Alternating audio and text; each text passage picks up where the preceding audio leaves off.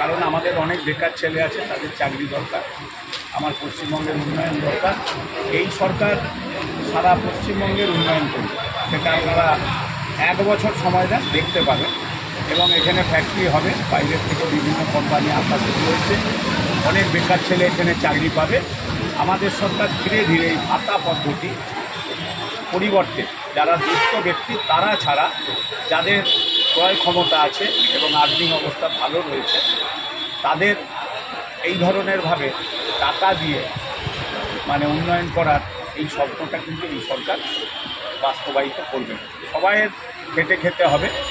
যারা মন্ত্রী আছে তারাও যেমন কাজ করে, আমাদের যাতে বেকার যুবক যুবতী আমাদের পশ্চিমবঙ্গে কাজ পায়, বাইরে পরিযায়ী শ্রমিক হয়ে না চলে যেতে হয়, তার জন্যে আমাদের সরকার দায়বদ্ধ। এবং আমাদের সরকার এর জন্য ইতিমধ্যেই অনেক ফ্যাক্টরি যারা মালিক তারা আমাদের মন স্বাক্ষর করেছে।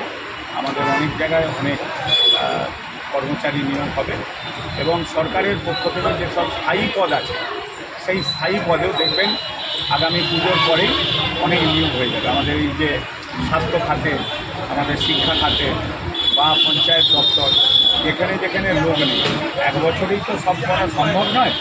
তবে 1 বছরের মধ্যেই 3 মাস হয়েছে, 1 বছরের মধ্যেই প্রায় 11 লক্ষ কর্মচারী আমাদের সরকার নিয়োগ করবে।